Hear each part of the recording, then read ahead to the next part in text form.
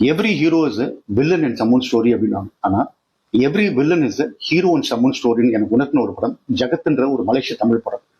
சஞ்சய் பெருமாள் ஒருத்தர் இயக்கியிருக்காரு. கிட்டத்தட்ட 10 வருஷமா இருந்த படம். அந்த படத்தை வந்து இப்போ ரீரிலீஸ் பண்றாங்க. இப்போ நிறைய ஓடிடி சேனல்ஸ்க்கு வந்து ஸ்ட்ரீம் பண்ண போறாங்க.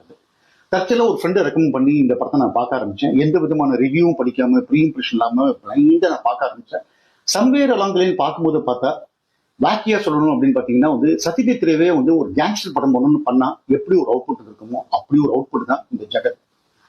ஸோ எந்த இடத்துலயுமே வந்து துருத்தி நான் எவ்வளவு ஒரு ஏஸ்தட்டிக் ஃபிலிம் மேக்கர் தெரியுமா, என்னுடைய விஷுவல்ஸ் எவ்வளவு ஏஸ்தட்டிக் வைக்கப்படுற தெரியுமா, அந்த மாதிரிலாம் எதுவுமே இல்லாமல் தனக்கு தெரிஞ்ச ஒரு அழகான ஒரு பாஷையில ஒரு ஆர்கானிக்கான ஒரு ஃபிலிம் தான் வந்து ஜெகத். படத்துல ஒரு முக்கியமான கேரக்டர் ஒரு முக்கியமான ஒகேஷன்ல ரொம்ப சாதாரண ஒரு விஷயத்த சொல்லுது. இங்க அவன் வாழ்க்கையில அவனுக்கு ஒரு நியாயம் இருக்கு. மொத்த படத்தோட கட்ஸே அவதான். மொத்த படத்தோட கதையே வந்து இந்த ஒரு பிலாசபி தான் அடங்கிருக்கு. அந்த ஒரு பர்டிகுலர் டயலாக் கேட்டதுக்கு அப்புறம் பார்த்தா இது வரைக்கும் நான் படத்துல வந்து ஏன் இந்த அப்பா இப்படி நடந்துக்கிறாரு அப்படின்னா அவருக்கு ஒரு நியாயம் இருக்கு. ஏன் இந்த பையன் இப்படி ரியாக்ட் பண்ணா அப்படின்னா ஏன் அவனுக்கு ஒரு நியாயம் இருக்கு. இந்த யங்ஸ்டர்ஸ் ஏன் இப்படி ஒரு கேங்ஸ்டர் போய் சேர்ந்தாங்க அப்படின்னா அவனுக்கு ஒரு நியாயம், எல்லாருக்குமே ஒரு நியாயம் இருக்கு.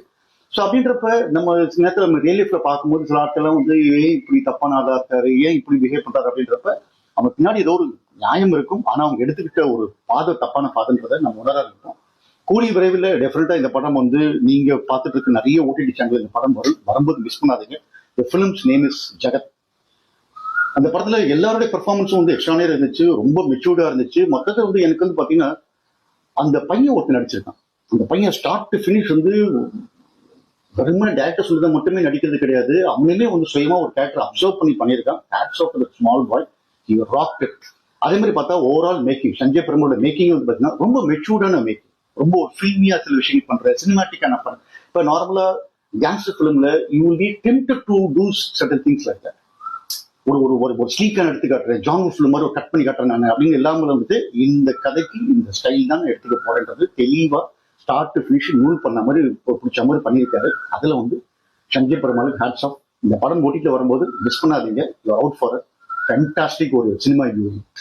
Jagan, a grand re-release, 3rd October onwards.